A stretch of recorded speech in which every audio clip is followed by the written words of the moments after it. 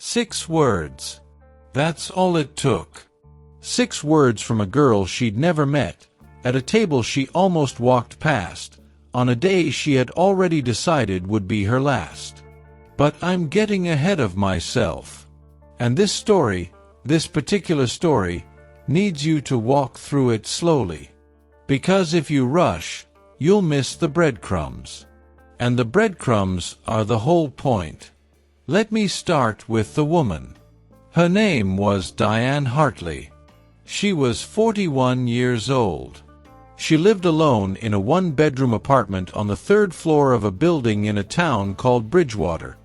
The kind of town that's close enough to a city to have a Starbucks, but far enough away that nobody famous has ever come from there. The apartment was clean. Immaculate, actually. Diane kept things very clean. The counters were wiped twice a day. The shoes were lined up by the door. The bed was made every morning with hospital corners, the kind where you tuck the sheet under the mattress at a precise 45-degree angle, tight enough that a quarter would bounce if you dropped one. She'd learned that in the Army. 8 years. Military police. Deployed twice. Came back both times with her body intact and her mind rearranged. That's the word she used when her therapist asked. Rearranged. Like someone had taken all the furniture in her head and moved it to different rooms without labeling anything, so she spent the rest of her life opening doors and being surprised. Sometimes okay surprised, sometimes very much not okay surprised, by what she found inside. Diane had been out of the military for 9 years when this story takes place. And in those 9 years, she had held 6 jobs. Not because she was bad at working. She was excellent at working. She was disciplined, precise, early, reliable, and she never called in sick. She was the kind of employee that managers loved on paper and couldn't figure out in person. Because Diane was difficult. Not rude. Not aggressive. Difficult in the way that a locked door is difficult. You could stand in front of it all day and it would be perfectly polite. It just wouldn't let you in. She didn't do small talk. She didn't do birthday cakes in the break room. She didn't do happy hours or team-building exercises or the kind of casual office banter that lubricates the machinery of human interaction. She would sit at her desk, do her work, eat her lunch alone, always at the same time, always the same thing, a sandwich, an apple, a bottle of water, and go home. And people tolerated this for a while. A few weeks. A few months. But eventually, the isolation became its own gravity. It pulled rumors into orbit. She's weird. She's cold. I heard she was in the military. Maybe she saw something. Maybe something happened to her. Maybe she's just like that.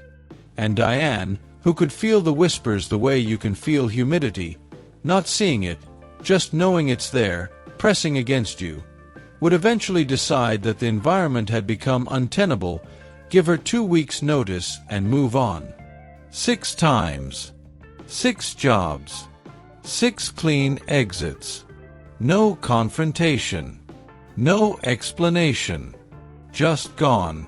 Her therapist, a patient woman named Dr. Kim, who Diane saw every other Tuesday and who was the closest thing Diane had to a consistent human relationship, Dr. Kim once asked her why she kept leaving. Because it's easier to leave before they ask you to, Diane said. Dr. Kim wrote something down. She was always writing things down. It drove Diane crazy. What if they never ask you to? Diane looked at her. They always ask eventually. And there it was. The operating system. The core code running underneath every decision Diane made. Everyone leaves. Or rather, everyone wants you to leave. They just haven't said it yet. So you leave first. You beat them to it. You make it your choice, your timing, your terms. And it feels like control. It feels like strength. But it's not. It's fear wearing a uniform. And Diane had been wearing it for so long she'd forgotten she was in costume. The day. Let me tell you about the day, because the day matters. It was a Saturday in March. Early spring. The kind of day where winter is technically over, but nobody's told the wind yet. So you wear a jacket you'll probably regret by noon, but will be grateful for by dusk. Diane woke at 5:15. She always woke at 5:15. Not by alarm. Her body just did it. A leftover from the army that she'd never been able to shake, like a song stuck on repeat that plays whether you want to hear it or not. She made her bed. Hospital corners. She cleaned the kitchen counter even though she'd cleaned it last night. She ate breakfast, 2 eggs, toast, black coffee, standing at the counter because sitting down for a meal alone at a table felt like something she didn't want to think about too carefully. And then she sat on the edge of her bed. And she stayed there. For a long time. 40 minutes. An hour. She sat there and looked at the wall, and the wall looked back, and neither of them had anything useful to say.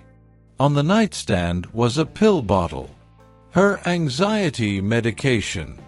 Next to it was another bottle. Sleep medication.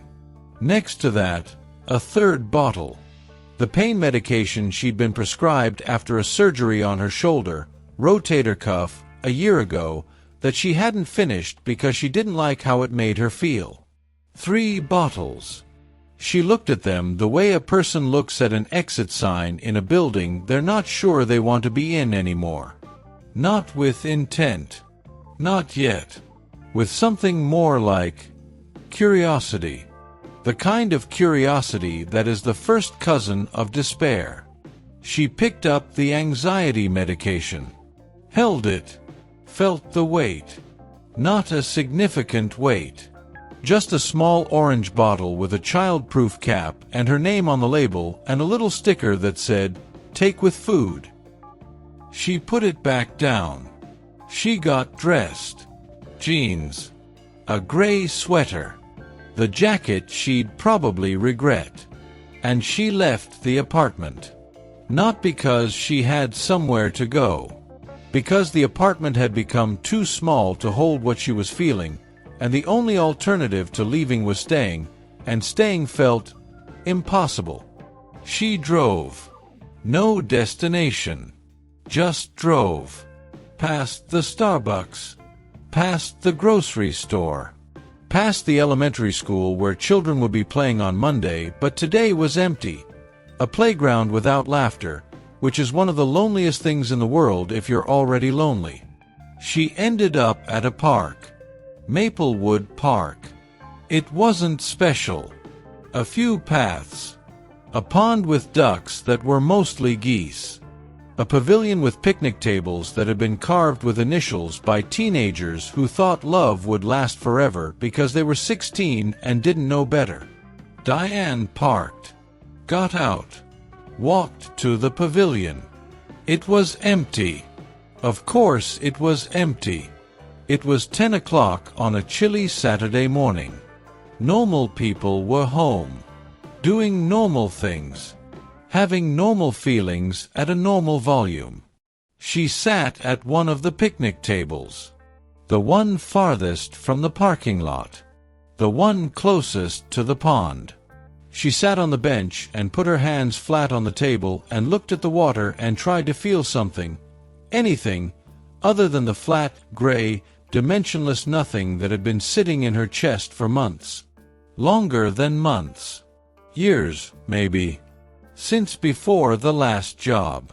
Since before the job before that. Since maybe always. She didn't know anymore when it started. She just knew it was here. And it was heavy. And she was tired of carrying it. This is the part of the story where I need you to understand something. Diane Hartley was not weak. I need to be very clear about that. She had survived things that would break most people. 2 deployments. Situations I won't describe because they belong to her and they are not entertainment. She had come home and rebuilt her life, alone, without family support, without a partner, without the network of care that most civilians take for granted. She had gotten herself into therapy. She had taken her medication. She had tried. Over and over and over, she had tried. But trying, when you do it alone for long enough, starts to feel like running on a treadmill. You're moving, but you're not going anywhere. And eventually, your legs just stop. Diane sat at that picnic table and thought about the pill bottles on her nightstand. She thought about them with increasing specificity. Not as objects, as options. And the thought, the precise, clinical, organized thought of a military-trained mind, was, today. Maybe today. She didn't cry. She was past crying. Crying requires a certain energy, a certain belief that expressing pain will summon someone to attend to it. Diane had stopped believing that a long time ago. She just sat, still, hands flat on the table, looking at the water. And that's where she was, exactly there, exactly in that moment, in that specific configuration of silence and stillness and the particular brand of desperation that looks, from the outside, like nothing at all, when she heard footsteps. Small footsteps. The kind that belong to someone whose legs haven't grown all the way yet. And then a voice. "Can I sit with you?" Diane turned her head. A girl. Small. Maybe 10, 11. Brown skin. Black hair in 2 braids that were neat at the top and unraveling at the bottom, the way braids do on active children who forget they have hair. She was wearing a purple jacket that was slightly too big, the sleeves covered her hands, and carrying a book. A real book. Thick. Hard cover. The kind of book that a child carries not as an assignment, but as a companion. She was standing about 4 feet from the picnic table, at a respectful distance, as if she understood, intuitively, the way some children understand things that adults have to learn, that you don't approach someone's solitude without asking permission first. Diane stared at her. "What? Can I sit with you? All the other tables have bird poop on them." Diane looked at the other tables. They did, in fact, have bird droppings on them. The geese were not considerate tenants. She turned back to the girl. "Where are your parents?" The girl pointed vaguely toward the far side of the park. "My mom's over there. On the phone. She's always on the phone. She said I could go read, but all the benches are gross." She held up the book as evidence, like a lawyer presenting Exhibit A. Diane should have said no.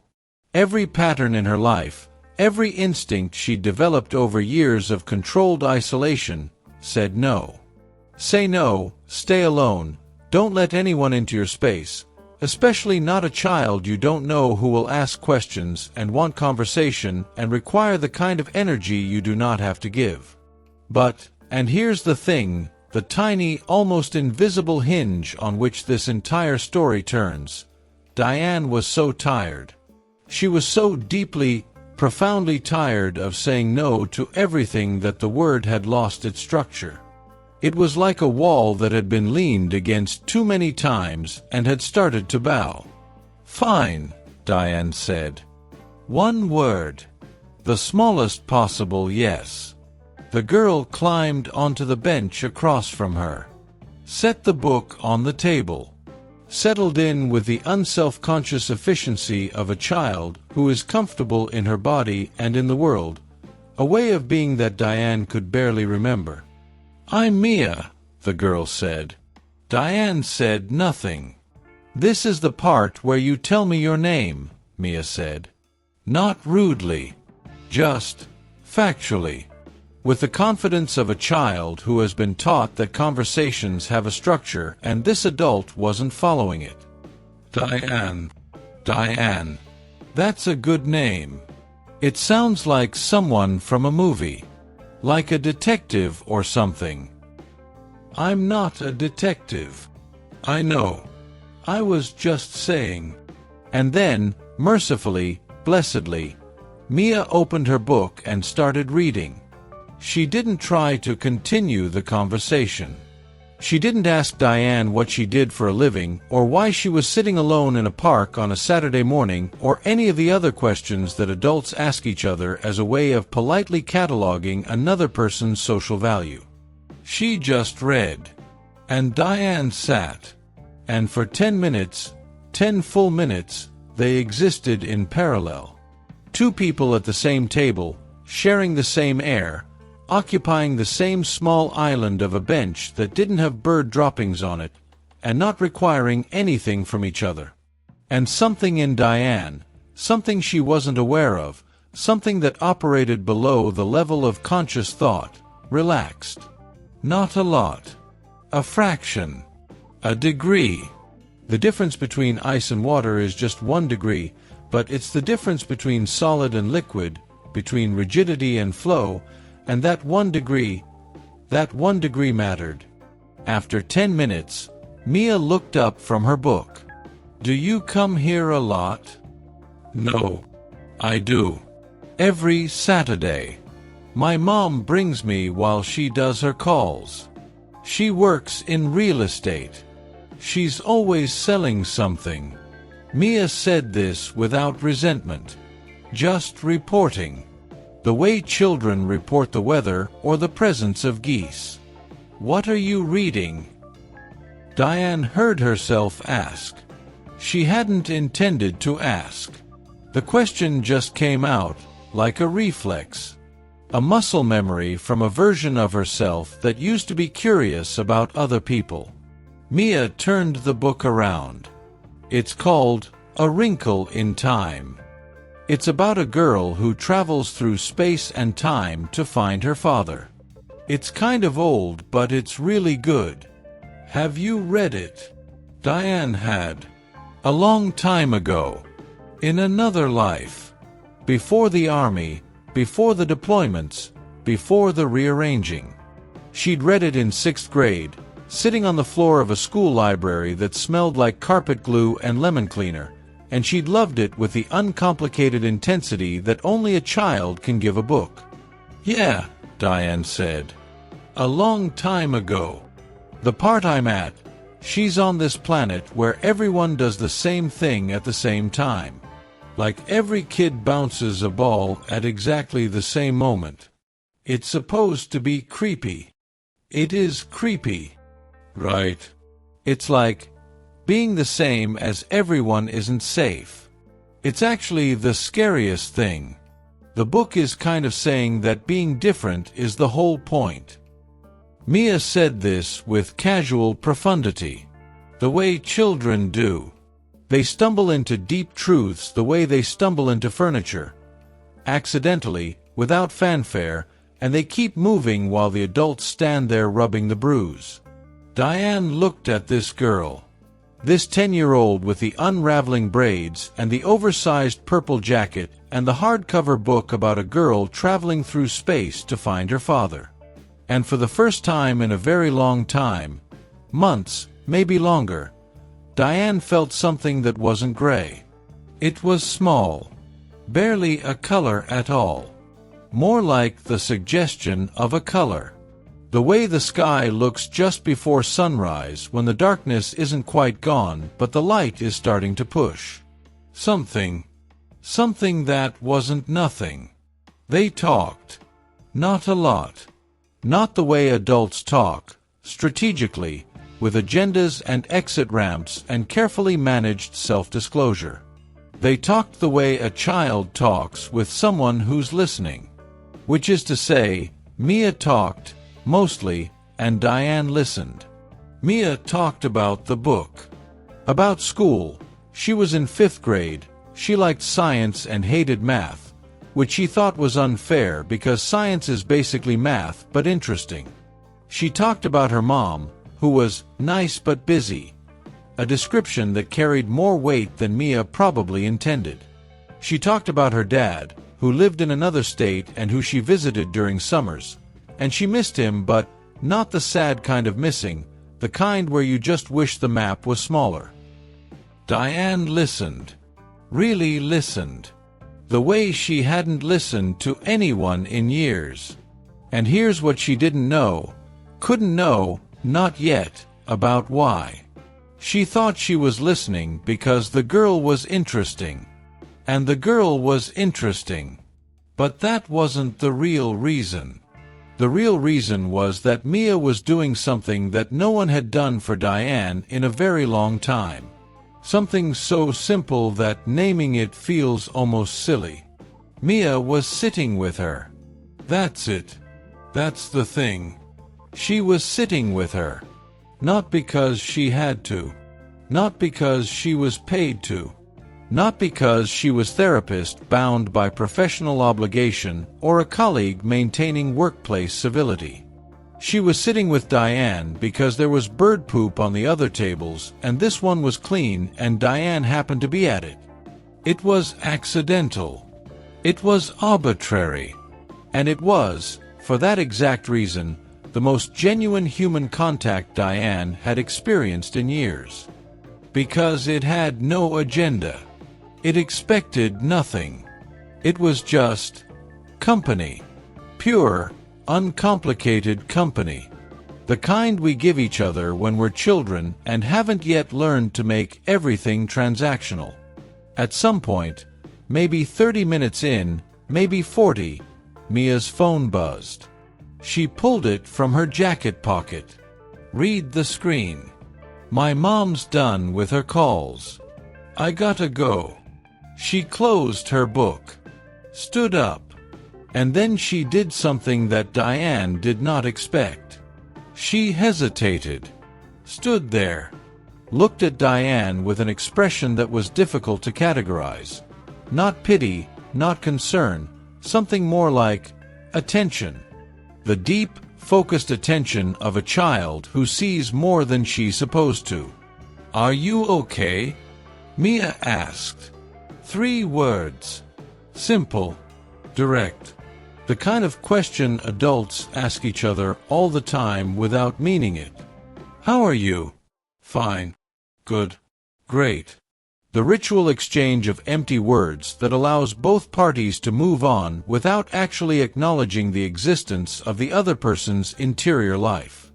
But Mia wasn't asking ritually. She was asking actually. And Diane could tell. Because Mia was 10. And 10-year-olds haven't learned to ask questions they don't want answered. Diane opened her mouth. The word fine was right there. Loaded in the chamber. Ready to fire. The same word she'd fired 1,000 times before. The word that ended conversations and closed doors and kept the world at exactly the distance she needed it to be. But something stopped her. Maybe it was the tiredness. Maybe it was the 1 degree. Maybe it was the fact that this girl, this small, braided, purple-jacketed girl with a book about traveling through space, had sat with her for 40 minutes without asking anything of her except whether she'd read a novel from 1962. Whatever it was, Diane didn't say fine. I'm having a hard day, she said. And the words felt like glass leaving her mouth. Sharp. Fragile. Dangerous. She had never said that to anyone. Not to her therapist. She spoke to Dr. Kim in clinical language, in measured observations, in the controlled vocabulary of a woman who reports on her own mental state the way a weather forecaster reports on a storm, accurately but from a safe distance. She had never said those 5 words to a human being. I'm having a hard day. And she said them to a 10-year-old in a park. Mia looked at her. Didn't flinch. Didn't back away. Didn't do the thing adults do, which is to immediately reassure. "Oh, it'll get better. Hang in there. Everything happens for a reason." The empty comfort of people who want your pain to stop, not because they care about you, but because it makes them uncomfortable. Mia didn't do any of that. She just nodded.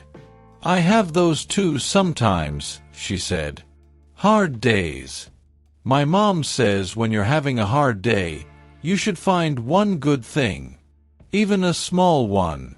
Like a book. Or a duck." She pointed at the pond. "There's a duck." Diane looked. There was, in fact, a duck. A single duck among the geese. Brown. Unassuming.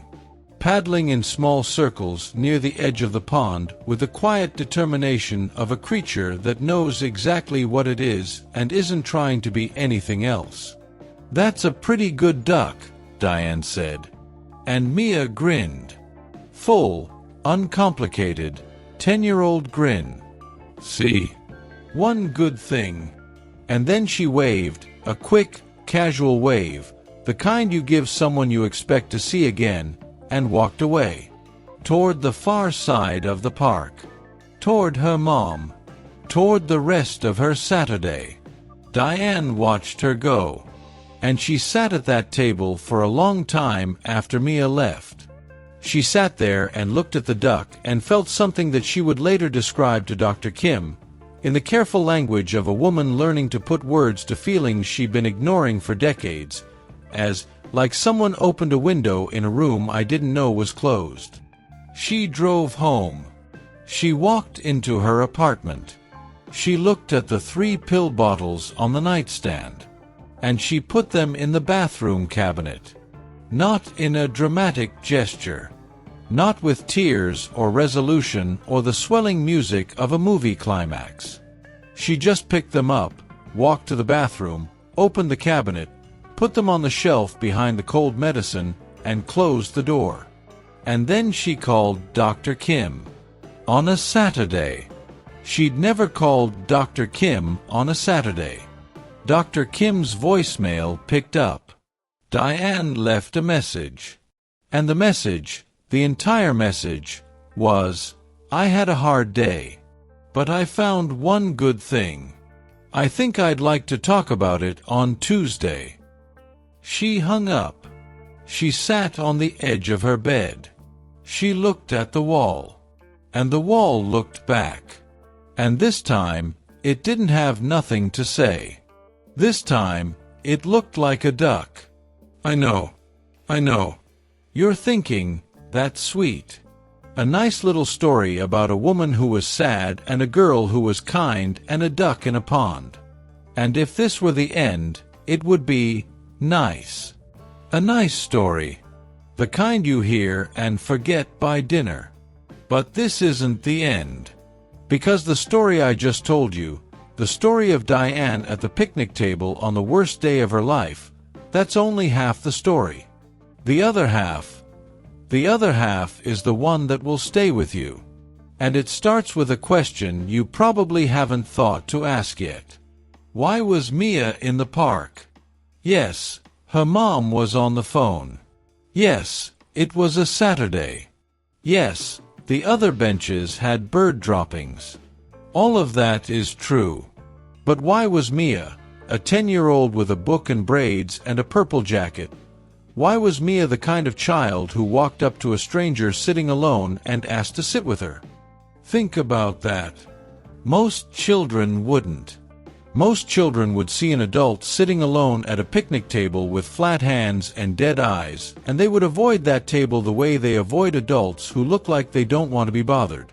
Because most children are taught, explicitly or implicitly, don't talk to strangers, don't bother people, stay in your lane, mind your business. But Mia didn't do that. Mia walked up. Mia asked. Mia sat. Mia stayed for 40 minutes. Mia asked, "Are you okay?" and meant it. Why? Here's where I need to take you forward. A year. 1 full year after the day at the park. Diane had changed. Not into a different person. That's not how it works. She'd changed the way a building changes when you open the windows. Same structure, same walls, same foundation. But breathable now. She was still seeing Dr. Kim. Still taking her medication. Properly, consistently, with the discipline of a woman who had decided that staying alive was a project worth managing. She had gotten a new job, data entry at a medical office, unglamorous but stable, with a manager who didn't require small talk and colleagues who were pleasant without being invasive. She had been there 9 months and had not quit. She'd gone back to Maplewood Park. Not every Saturday, but often. She brought a book sometimes. She sat at the same table, the one without bird droppings, though the geese seemed to be expanding their territory. And sometimes, not every time, but sometimes, Mia was there too. They had developed something that Diane didn't have a word for. Not friendship, exactly. Friendship implies a symmetry, a mutual exchange between equals. This was something else. Something more like anchoring. Mia was an anchor. Not the heavy kind that drags you down. The useful kind. The kind that holds you in place when the current wants to pull you away. They would sit at the table. Mia would read. Diane would sit. Sometimes they'd talk. About books, mostly. Diane had started reading again, for the first time since the army. Mia had opinions about everything she read, and her opinions were delivered with the absolute confidence of a child who hasn't yet been taught to doubt her own taste. This book is boring, and the author knows it's boring and wrote it anyway, which is worse than just being boring by accident. This book made me cry on the bus, and the man next to me gave me a tissue, and then I cried harder because of the tissue. Diane listened. And she laughed. She laughed. Not the performative kind. The real kind. The kind that starts in your stomach and surprises your face. And every time it happened, it felt like proof. Proof that whatever had broken in her wasn't permanent. Proof that the rearranged furniture could be moved back. Not to where it was, you can't go back, but to somewhere new. Somewhere livable. But here's the thing Diane never did. In a whole year of park benches and Saturday mornings and conversations about books and ducks, Diane never met Mia's mother. She saw her, sometimes. A figure on the far side of the park on her phone, pacing the way real estate agents pace when they're negotiating, purposeful, restless, tethered to a voice in their ear. But they never spoke. Mia would arrive. Mia would leave. And the mother was always over there. Until one Saturday in March, almost exactly a year after that first day, when Mia arrived at the table and said, "My mom wants to meet you." Diane felt a pulse of something. Not quite anxiety. More like the memory of anxiety. The echo of the old program. Don't let people in, they'll see you, they'll judge you, they'll eventually ask you to leave. She doesn't need to, she wants to. She's coming over. I told her about you. You told her what about me? Mia shrugged. The devastating shrug of a child who doesn't understand why adults make everything so complicated. I told her you were my friend. Friend. The word hit Diane in the chest. Not painfully. More like a knock. Like someone was at a door she'd assumed was sealed and they were knocking politely but persistently. Friend. Mia called her a friend. A 10. No. 11 now. Her birthday had been in January. An 11-year-old called her a friend. When was the last time anyone had called Diane a friend? She genuinely couldn't remember. The mother approached. She was younger than Diane had expected.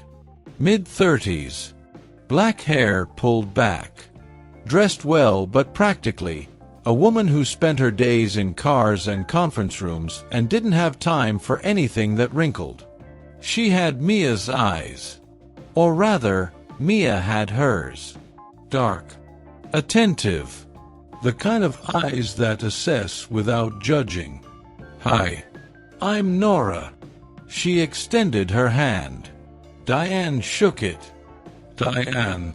Mia talks about you constantly. The lady at the park with the good book taste." Her words, not mine. Diane didn't know what to do with this. Compliments, even indirect ones, were a currency she didn't carry. "She's a good kid," Diane said. Which felt inadequate but was the truest thing she could manage. "She is," Nora said. And then she sat down. Without asking. Which, in that moment, felt like exactly the right thing. They talked. Nora was easy to talk to. Not in the effortless way of someone performing ease, but in the genuinely warm way of someone who has learned, through experience, how to make space for people who aren't good at taking it for themselves. They talked about the park. About Mia's reading habits. About real estate.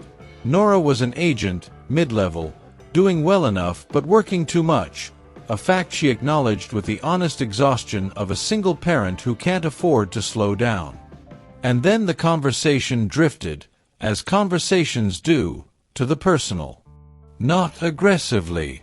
Gently. The way a river finds its way around rocks. Not through force but through patience and the natural gradient of human connection. And Nora said something that made Diane go very still. "Mia was having a really hard year when you first met. I don't know if she told you." "She didn't. She wouldn't. She doesn't like to. She keeps things close. Like her father. Which drives me crazy because I'm the opposite. I'll tell my life story to anyone who stands still long enough." Nora looked at the pond. At the ducks. At the geese who had colonized yet another bench. Her best friend, a girl named Suki, they'd been inseparable since first grade. Suki moved away in August. Across the country. California. And Mia just collapsed. Not outwardly.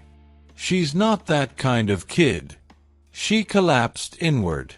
She stopped eating lunch at school. Not because she wasn't hungry. Because she had no one to sit with. And Mia, my Mia, who would rather read alone than sit with people she doesn't connect with. Mia decided that eating lunch alone was worse than not eating at all. Diane felt something click. A quiet, deep click. Like a lock turning. The counselor at school called me. Said Mia had been skipping lunch for 3 weeks. Sitting in the bathroom. Reading. Avoiding the cafeteria because every table had a group and she didn't belong to any of them, and the idea of walking up to a table full of people and asking, "Can I sit with you?" was paralyzing. Diane's hands pressed flat against the picnic table. The same way they'd been pressed a year ago. On this same table. In this same spot. "I didn't know what to do," Nora said. "I tried everything. I talked to her. I talked to the counselor. I tried arranging playdates, but Mia isn't a playdate kid. She's a find-your-person kid. She needs one person. One real connection. And with Suki gone, she didn't have that." Nora paused. Looked at Diane with an expression that was equal parts gratitude and something more complex. Something that looked like awe. "And then she met you." The click deepened. Not a lock turning anymore. A door opening. I asked her, After that first Saturday, when she came back to the car, I asked what she'd been doing. She said she'd been reading. At a table. With a lady. I said, "What lady?" And she said, and I remember this word for word because it hit me so hard, she said, "A lady who knows how to be quiet with someone. Like Suki used to." Diane's vision blurred. She blinked. Kept blinking. It didn't help. After that, Nora said, she started eating lunch again. She told me she realized something at the park. She said, "Mom, I asked that lady if I could sit with her and she said yes. So maybe if I ask people at school, they'll say yes too." And she did. She went into the cafeteria that Monday and walked up to a table and asked, "Can I sit with you?" And they said yes, and she sat down and she ate her lunch. Nora's voice was steady, but her eyes were not. "You didn't just help my daughter that day, Diane. You taught her, without knowing it, without saying a word about it, you taught her that it's okay to ask. That the worst thing that happens is someone says no. And that the best thing that happens is this." She gestured at the three of them. At the table. At the park. At the improbable, accidental, duck-adjacent collection of humans that had somehow become something that mattered. Diane couldn't speak. She was trying. Her mouth was open. But nothing came out. Because the story she'd been telling herself, the story that had kept her alive for the last year, the story she'd told Dr. Kim, the story she'd built her slow, careful recovery on, that story was this: a girl sat with me on my worst day and it saved my life. And that was true. That was completely, entirely true. But the story she hadn't known, the other half, the hidden half, the part that was happening on the other side of the table while she was sitting there with her flat hands and her gray nothing and her pill bottles waiting at home, that story was: a lonely girl walked up to a lonely woman and asked if she could sit with her. And the woman said yes. And that yes, that small, exhausted, barely a word yes, taught the girl that asking is possible. That connection isn't reserved for people who have it figured out. That you can walk up to a table full of silence and offer your presence, and sometimes, that's enough. They saved each other. Do you understand that? They saved each other. Not in the grand, dramatic, movie trailer sense of the word. Not with speeches or heroics or a climactic scene backed by orchestral music. They saved each other with 6 words and a yes and 40 minutes of sitting and a duck. The girl didn't know she was saving the woman. The woman didn't know she was saving the girl. Neither of them knew. Neither of them planned it. It just happened. Because one person asked and another person said fine. And that is the twist. Not a twist of plot. A twist of perspective. Because you've been listening to this story thinking it was about a woman who was saved by a child's kindness. And it is. It absolutely is. But it's also, equally, simultaneously, inseparably, about a child who was saved by a woman's willingness to be sat with. The girl didn't change Diane's life by being extraordinary. She changed it by being present. And Diane didn't change Mia's life by being wise or strong or healed. She changed it by being there. By being at the table. By being the person who said yes when she had every reason to say no. By being, and this is the part that keeps me up at night, by being in exactly the right amount of pain. Because here's the thing that nobody wants to talk about. If Diane had been fine that day, if she'd been having a good day, a normal day, a day where she had energy and plans and places to be, she would have said no. She would have said sorry, this seat's taken, or I'm just leaving, or any of the dozen polite deflections that functional adults use to maintain the boundaries of their solitude. She would have said no because she would have had the energy to say no. She said yes because she was too tired to say anything else. Her pain, her deep, gray, pill bottle pain, was the thing that made her accessible. Her brokenness was the open door. The very thing she hated about herself, her inability to connect, her isolation, her exhaustion, her closeness to the edge, that was the thing that saved an 11-year-old girl from a bathroom stall and a skipped lunch and a world that felt like every table was full. Diane's worst quality was Mia's best chance.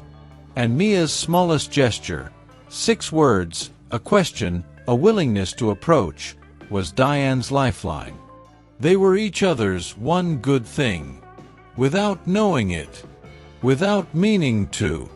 Without any of the intentionality or strategy or planning that adults insist is necessary for meaningful human connection. They just sat together. And it was enough. I've thought about this story for a long time. And the thing that won't leave me, the thing that follows me around like a shadow with opinions, is the randomness of it. If Diane had gone to a different park, if Mia had found a clean bench, if the geese had been less prolific with their droppings, if any one of 1,000 tiny variables had been different, these two people would never have met. And Diane might not be here. And Mia might still be eating lunch in a bathroom stall. The margin between someone being saved and someone being lost is that thin, that arbitrary, that dependent on whether or not a goose decided to sit on a particular bench on a particular Saturday morning. And that should terrify you. But it should also do something else. It should make you pay attention. To the person sitting alone at the table. To the child reading by themselves. To the colleague who eats lunch at the same time every day and never joins the group. To the neighbor you've never spoken to. To the stranger on the bench who looks like they don't want to be bothered. Because you don't know their story. You don't know if today is their worst day. You don't know if they're sitting on the edge of a bed staring at pill bottles. You don't know if they're a child eating lunch in a bathroom because every table feels full. You don't know. You can't know. Not unless you ask. And sometimes, all you have to ask is 6 words. Can I sit with you? That's it. Not, what's wrong? Not, do you need help? Not, let me fix your life. Just, can I sit with you? Can I be here? In this space? At this table? With you? Not asking anything of you. Not needing anything from you. Just, with you. Diane Hartley is 43 now. She still lives in Bridgewater. She still sees Dr. Kim, though they've moved to once a month. She still keeps a clean apartment and makes hospital corners and drinks black coffee standing at the counter. Some things are just who you are. But on Saturday mornings, she goes to the park. And she sits at the table by the pond. And sometimes Mia is there, 12 now, starting to roll her eyes at things, starting to become a teenager, which Ruth finds both terrifying and hilarious. And sometimes Nora is there. And sometimes it's just Diane and the duck. And on those mornings, the quiet ones, the ones where it's just her and the water and the sound of geese being geese, she sits with her hands flat on the table and she feels something that she's only recently learned the name for. It's not happiness. It's not peace. It's not any of the big, shiny words that people put on motivational posters. It's smaller than that. Quieter. More honest. The word is enough. She feels enough. Not like she's enough, though she's learning that too. But like she has enough. Enough reasons to be here. enough connections to hold on to, enough evidence that the world, despite its relentless talent for cruelty and noise and isolation, still occasionally produces a kid with a book and a question and a willingness to sit down. And that is not a small thing. That is, in fact, the biggest thing there is. Because every person you have ever loved, every friendship you have ever built, every relationship that has ever meant anything to you, started with a version of that same question. Someone walked up to your table. Someone stood there, maybe nervous, maybe not, and asked, in words or in gesture or in the simple act of proximity, "Can I sit with you?" And you said yes. Or you said fine. Or you said whatever the smallest version of yes is.